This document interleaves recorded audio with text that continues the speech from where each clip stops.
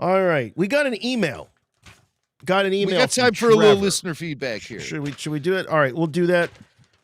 Should we run it again? Well, we'll do listener feedback. We don't need to run the interstitial again. No, we don't have to do all the whoop-de-doos. No whoop-de-doo here. This is an email that was sent through the website, courtesy of Trevor. Trevor asks, hope you're having a good start to the week. Thought this was interesting as I had not noticed it before. I'm doing the yearly rewatch of all the films, release date order. I like that way the best. And I'm on the Phantom Menace. Have you guys ever noticed that Ahmed Best is dressed as a Jedi in the fourth to the last scene? It's the one where Palps comes to Naboo and Padme congratulates him on becoming Chancellor, right after he tells Anakin they will watch his career with great interest. You can see Ahmed walking right behind Plo Koon. See attached photo. Just thought it was cool with the whole kids game show thing and then his character being the one to rescue Grogu. All right. So, should we show his photo? We should show his actual photo. I can do that. We're all familiar with that scene at the end of the Phantom Menace. It's when Palpatine says to young Anakin out at the landing platform, I will watch your career with great interest. Here's why I want to show his photo. We're showing that on the screen. So he took this picture on his TV. He's got a nice TV. You can tell because how clear everything is. He's watching this in UHD, ultra high def. You can tell. And he circled the African-American gentleman back here. And in Jedi robes. In Jedi robes. When I first saw this come through the show notes a couple weeks ago when this first showed up, I went, oh my God, how did we never know this? How I fell for it. I really did. I fell for it. And so I fired up Disney Plus and I thought, okay, well, I gotta see for myself. This is amazing. Yeah.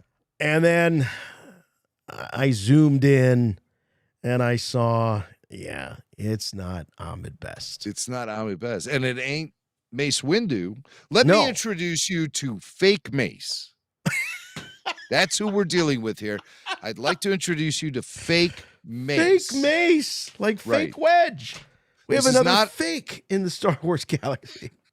That is not, in fact, Ahmed Best, but it's a stand-in for Samuel L. Jackson and is supposed to be, according to in-universe canon, that's supposed to be Mace Windu. You're kidding me. That's Mace. No. I mean, you see him with the other Jedi Council members, like Ki-Adi-Mundi and Plo Koon, and so that's. But so this has been a mystery since 1999.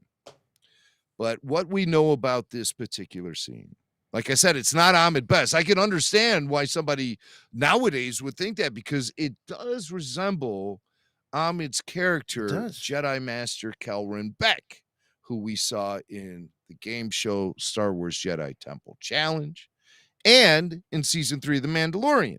He's the guy who escorted little Grogu to safety from the Jedi Temple in Order 66. But so who is this guy then? I mean, it's not Kelvin Beck. I mean, I could see why in my own headcanon, I almost want to make him Kelvin Beck, but it's not, and it certainly isn't the coolest of cool. Samuel L. Jackson is Mace Windu. So who is this guy? So what I know about this shot at the end of the Phantom Menace is it was one of those situations where George was in the editing suite and he's like, we don't really have any closure on the Palpatine Anakin thing. And it's like, well, what kind of closure do we need on it? Well, just something so we know that the Phantom Menace himself is aware of the arrival of the Chosen One. We have to have some sort of interaction between the two to set up the future films. So it was a last minute pickup shot. And this is just prior to the parade scene. And the parade scene itself was shot at Leavesden Studios. And this addition to it was also shot there after the main shoot wrapped up. And the crowd in this shot was made up of local extras and Lucasfilm employees. Sam Jackson clearly unavailable for the shot. So George is thinking like, well, maybe, use his body double. Maybe that's who this guy is.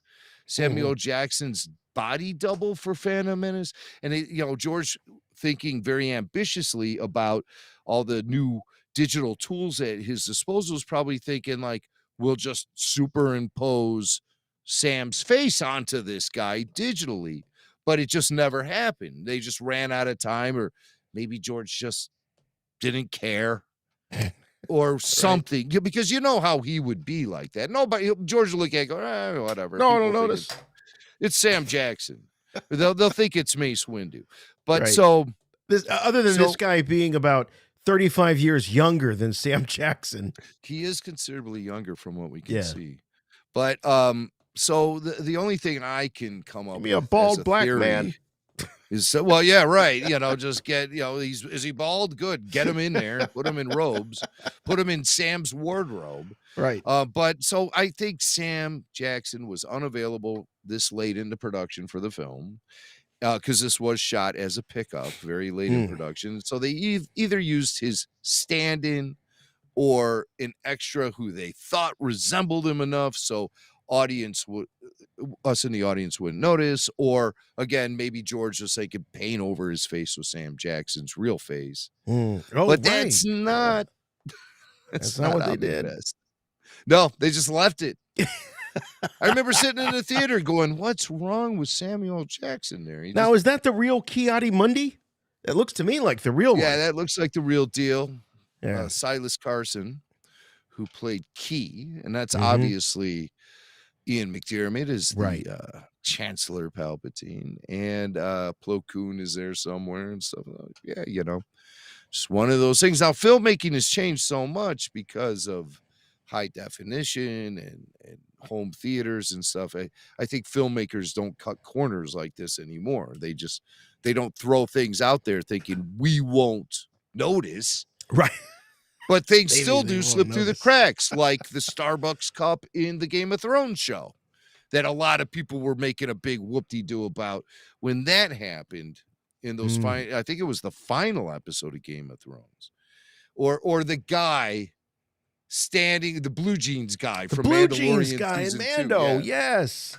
It's that kind of thing. All these eyes are on top of this production looking at frame by frame, but yet still some things slip through the cracks, and fake Mace is among them.